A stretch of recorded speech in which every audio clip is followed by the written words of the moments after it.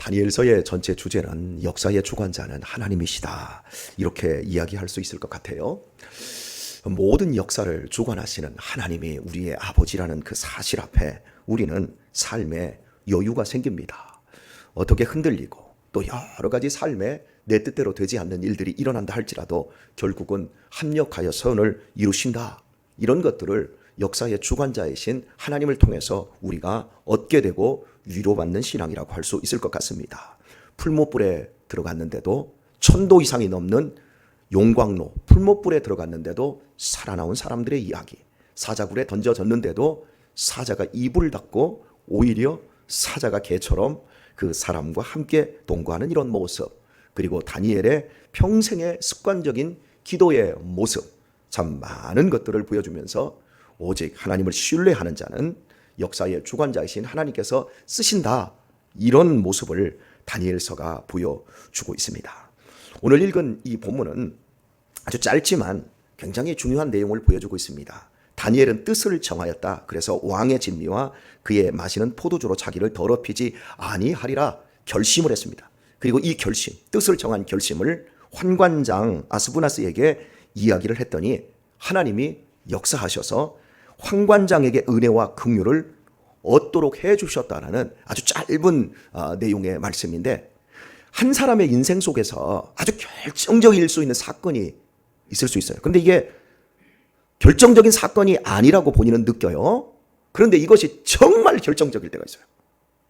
다니엘의 인생에서 오늘 뜻을 정하였다라고 하는 이 말씀은 다니엘의 전 인생을 결정짓는 아주 중요한 선택이었어요. 저는 올해 1년, 그리고 여러분이 이 자리에 나와서 함께 말씀 듣고 기도하는 이 시간, 여러분의 인생에서 아주 결정적인 시간이라고 저는 생각이 되어집니다. 아마 여기에 있는 우리 어린이들, 학생들, 청년들 가운데 그럴 수 있는 친구들이 오늘 생겨나기를 축복합니다. 아주 결정적인 선택. 이게 난 별게 아니었던 것 같은데 이것이 내 인생의 운명을 갈랐다, 이렇게 할 정도의 축복으로 승화될 수 있기를 바랍니다. 다니엘은 뜻을 정하였다. 그러면 무슨 뜻을 정했습니까? 왕의 진미와 그의 마시는 포도주로 자기를 더럽히지 아니하겠다, 이 뜻을 정했어요. 다니엘이 만약에 여기서 뜻을 정하여 하지 않았다면 다니엘의 인생은 그저 별 볼 일 없이 한번 출세했다가 그냥 역사의 이름이 없어지고 말았을 것입니다. 그런데 이 뜻을 정함으로 말미암아 다니엘은 역사의 주관자이신 하나님의 손에 붙잡히게 되었고 시대를 관통하는 위대한 지도자로 사용받았고, 지금도 모든 어린이들, 젊은이들에게 다니엘이라고 하는 그 신앙의 본을 받기를 원하는 위대한 사람이 될 수 있었습니다. 다니엘은 바벨론 사람이 아님에도 불구하고 바벨론에 의해서 유다라는 나라가 망할 때 귀족이었던지 아니면 왕족 중에 한 사람이었습니다.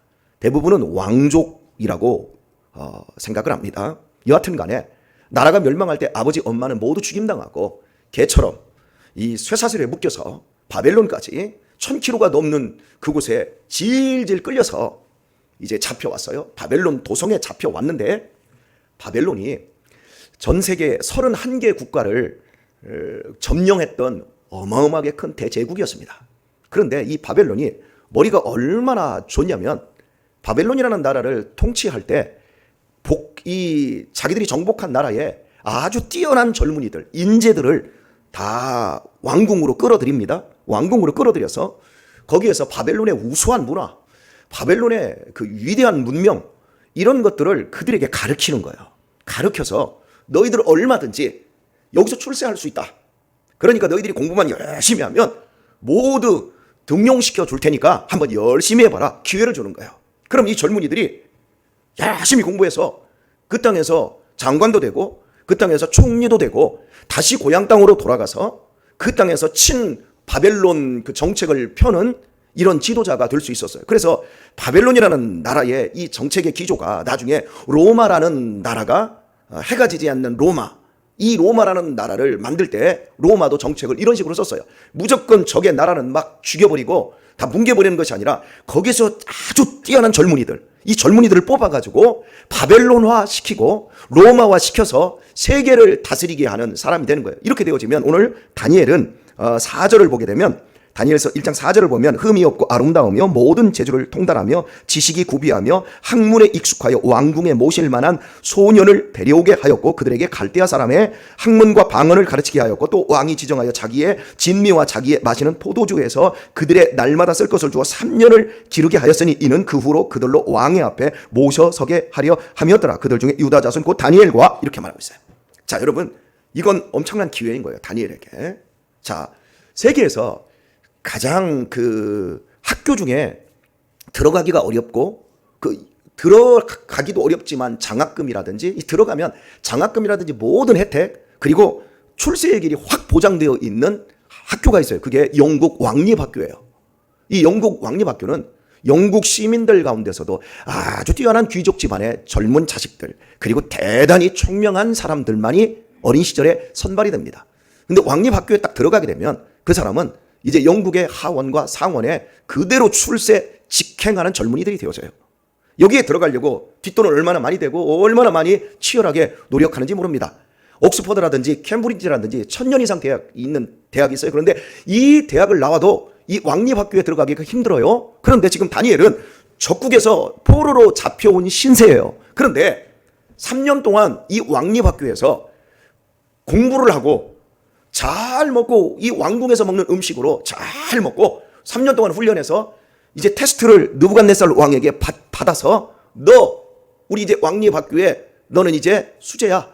딱 이것만 되면 포로 신세가 아니라 그 바벨론 제국에서 정말 대단한 존재로 살 수 있어요. 그래서 지금 이렇게 제시를 했더니 다니엘이 뜻을 정해서요. 나 그거 안 먹어. 내가 공부는 할 망정 나는 안 먹을 거야. 딱 뜻을 정해버리는 거예요.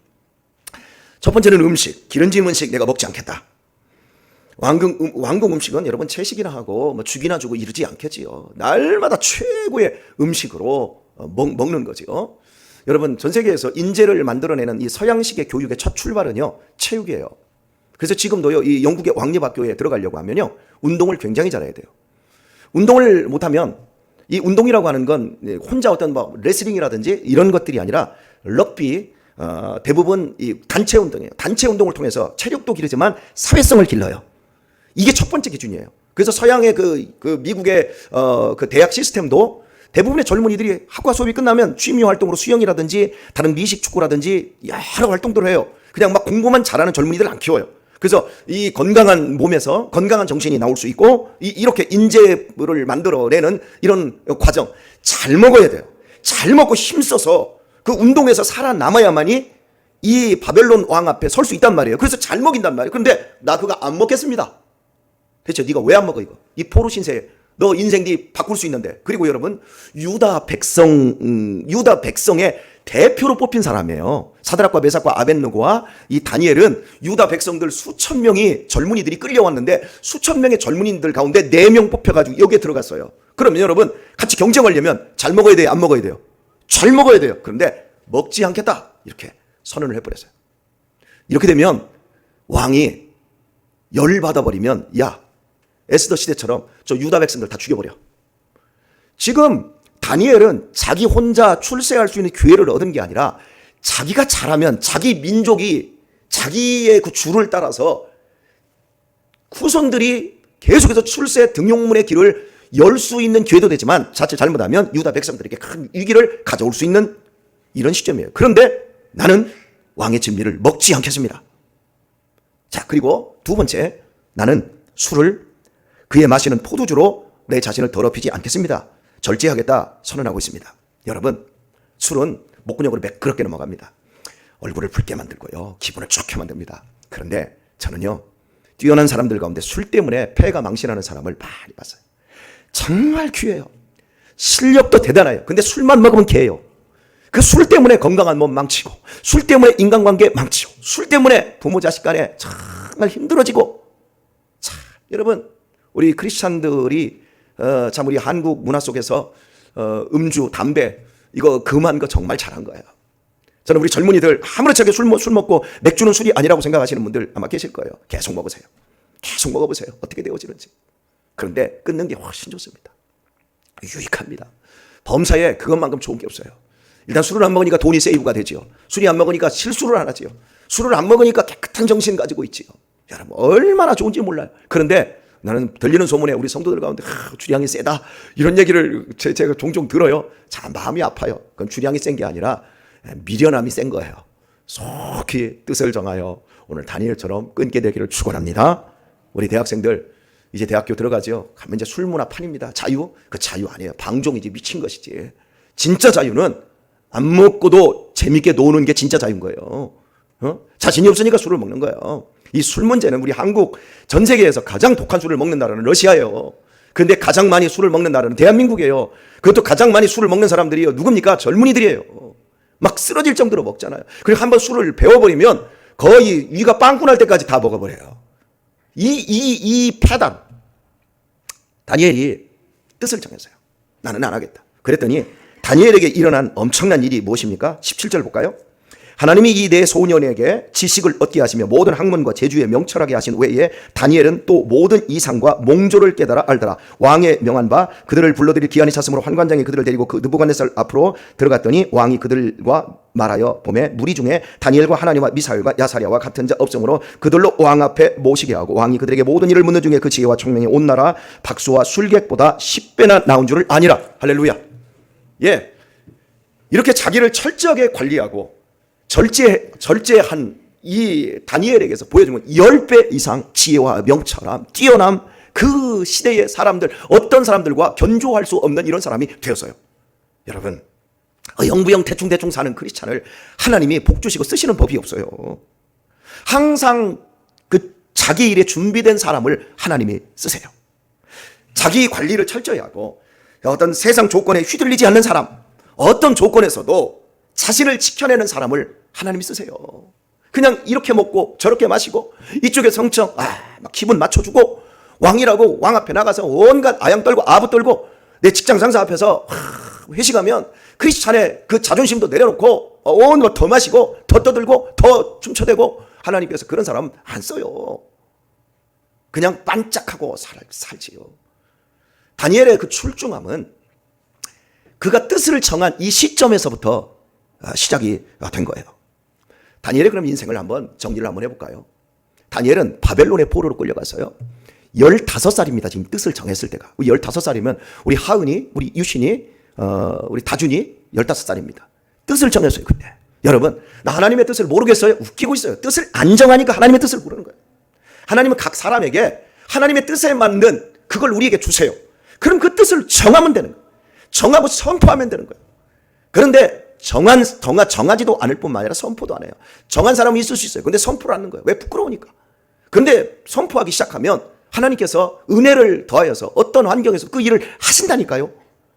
많은 사람들이 신앙생활의 원리를 잘 몰라요. 아침에 일어나면 뜻을 정해야 돼요. 새벽 시간에 딱 일어나면 하나님 오늘도 나에게 좋은 날 주셔서 감사합니다. 오늘도 멋지게 살게 해주옵소서. 하나님 나에게 오늘도 사랑을 베풀어 주시니 오늘도 새 생명 얻고 오늘도 이 한날을 하나님의 사람으로 빛과 소금됨에 충성된 삶을 살게 해 주옵소서. 이걸 선포하고 뜻을 정하게 살아야 돼. 오늘 나는 한 가지 행복한 일을 하겠다. 내가 오늘 밥을 먹을 때 내가 오늘 밥 3끼를 먹는데 한 끼 정도는 내가 좋은 일, 남에게 감사한 일 한 가지 정도는 나는 하고 밥을 먹겠다. 이런 뜻을 정해봐요. 그러면 삶이 달라져요. 선물은 사람의 마음을 부드럽게 한다. 이렇게 자문이 얘기해요. 내가 한 달에 한 명 정도는 내가 우리 교인에게 내가 밥을 한번 사야 되겠구나. 내가 작은 선물이라도 내가 주일학교 애들한테 한번 해야 되겠구나. 여러분 이렇게 뜻을 정하면 내 삶이 주변으로부터 나를 도와가는 이런 은혜로움을 내가 날마다 느끼면서 살 수 있는 거예요. 그런데 뜻을 정하지 않아요. 그러면서 하나님의 뜻을 모르겠대요. 저 역시 이 교회에서 뜻을 정했어요. 나는 이 교회에서 뼈를 묻겠다. 종신하겠다. 뜻을 정했어요. 그리고 이렇게 오라는데도 안 간 거예요. 안 갔으니까 오늘 이렇게 좋은 교회가 만들어져 가고 우리 지금 많은 목사님들이 모이면 우리 교회 얘기밖에 안 해요. 참 이 코로나 시대에 성탄 장로교회는 너무 건강한 교회라고 우리가 가서 봤다고. 이번에도 제가 완주 봉동에 장례가 있어서 다녀왔어요. 그때 갈 때 목사님들하고 같이 가는데 여기 오셨던 목사님들하고 갔어요. 근데 뭐 자기들끼리 소문이 난 거 우리 이 음식 때 와봤더니 우리 교회 밥 먹고 있지요. 우리 교회 금요일 날도 밥 먹고 있지요. 뭐 우리 교회 뭐 호박죽 끓여 먹고 우리 교회 뭐 건강하잖아요. 아멘이지요. 뭐 그런 얘기를 해요. 그 원동력이 뭐예요? 뜻을 청했기 때문에. 여러분 당신들도 가지고 있는 생각들 속에 섬김을 다하는 우리 권사님들 다 보세요. 아, 수양관 청소는 우리가 하겠다. 내일도 또 청소하러 간다잖아요. 뜻을 정하니까 그 시간을 맞추는 거예요. 아, 목사님 말씀만 하세요. 그러면 어려워도 재밌게 하면 되는 거예요. 예, 권사가 되면서 일하려고. 아, 제가 그래요. 새벽에 나오시는 분들, 아유, 권사님 얼마나 힘드십니까? 얼마나 어려우세요?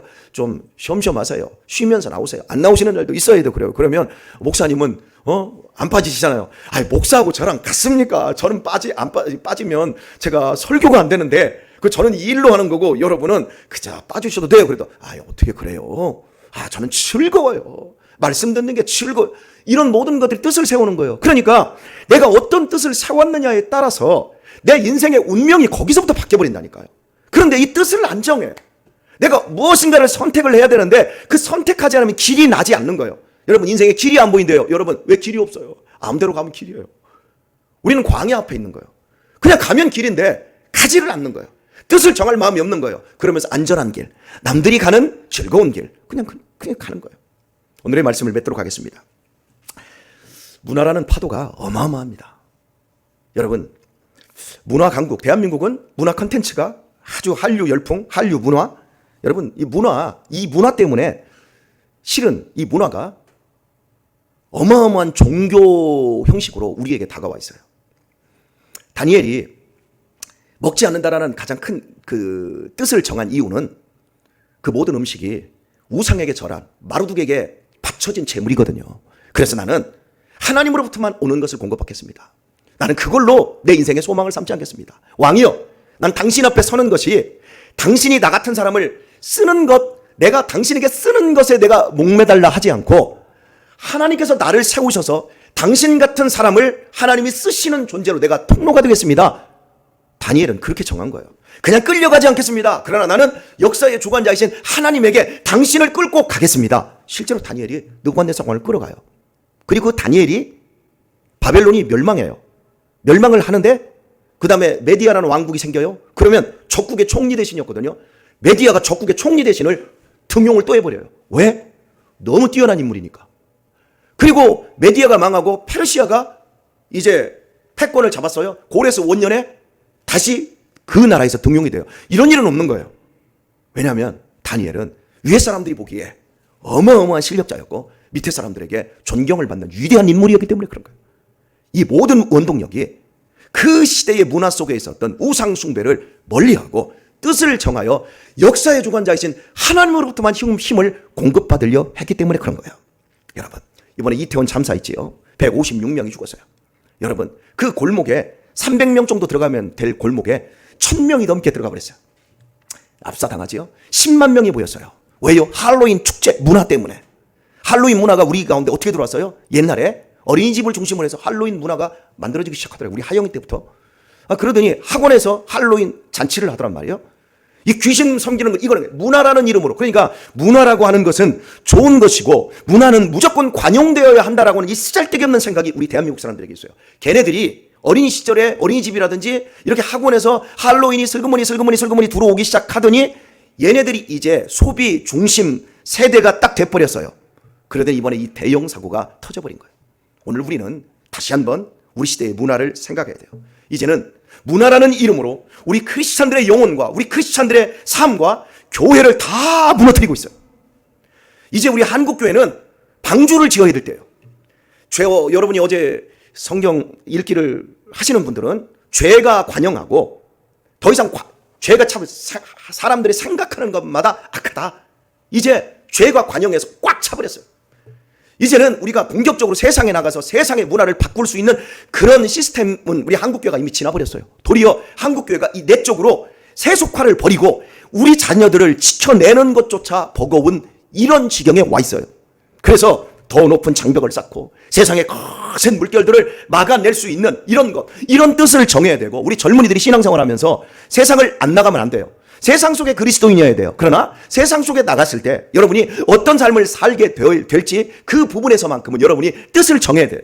은둔적이고 폐쇄적인 교회로 가자는 얘기 아니에요. 한국 교회는 빛과 소금이에요. 우리는 여전히 세상을 구원해야 될 십자가를 진 믿음의 전사들입니다. 그러나 우리가 먼저 뜻을 정하지 않으면 우리 자녀들 구원조차 확신할 수 없는 이런 지경에 와 있어요. 넷플릭스를 누가 이겨요? 유튜브를 누가 이겨요?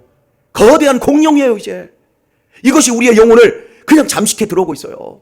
그러니까 우리가 세상에서 공부 열심히 해보세요. 여러분이 지금 교회에서 다니다가 이렇게 하면 세상의 교육의 핵심은요, 하나님은 없다, 진화론이다, 이러고 얘기하고 있는 거예요. 그래서 공부 열심히 한 애들이, 뜻을 정한 애들이 없어. 믿기는 하는데 세상에서 공부 열심히 하고 딱 돌아오면 모두 머리만 좋아져가지고 비판 의식만 딱 강해져가지고 아무 실력도 없는 거예요. 하나님이 그 사람 누가 써요?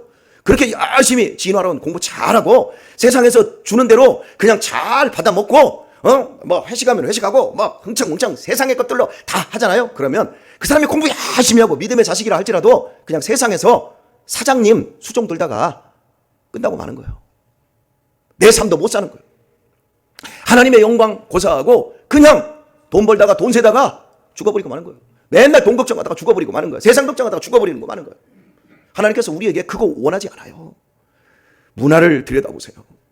지금 우리 시대의 문화가, 우리 애들 여러분 핸드폰 하나, 게임 하나 나가내는 것만 해도 우리가 지금 버거워하고 있지 않습니까? 그 애들이 지금 어떻게 지금 흘러가고 있는가 보세요. 우리 시대는 아예 없었어요. 저희 시대는 핸드폰도 없었고 그냥 얼마나 우린 좋은 문화 속에서 있었는지 몰라요. 제가 생각해 보면. 여러분 오늘 이 새벽에 뜻을 정할 수 있는 우리 성도들 되시길 바랍니다. 우리 어린이들 다니엘을 기억하세요. 다니엘을 기억하셔야 돼요. 그리고 여러분 뜻을 정하세요. 자기를 더럽히지 마세요. 절제하세요. 북한의 김정은이 거기 지도자로 등극할 때 88kg였습니다. 지금 140kg입니다. 문제 생깁니다. 자기를 절제하지 못하는 사람은 반드시 문제 생깁니다. 기억하세요. 오늘 뜻을 정하는 데 있어서 절제가 가장 중요한 원리라고 하는 것. 어제도 제가 예를 들어 피나는 절제라고요. 예, 절제는요, 사랑, 희락, 화평, 오래참, 자비, 양선, 충성, 온유, 절제, 성령의 9가지 열매의 마지막이 절제예요. 하나님이 쓰시는 사람을, 하나님이 쓰시려고 하는 사람을 마지막으로 검증할 때 그 검증 시스템에서 이 사람이 절제할 수 있는 사람이네. 음식을 절제하네. 술 절제하네. 세상 유혹을 절제하네. 이 절제할 줄 아는 사람, 그 사람을 하나님이 쓰십니다. 오늘 뜻을 정한 우리 성도님들로 승리하며 오병이의 기적의 종자가 만들어질 수 있기를 예수님의 이름으로 축원합니다.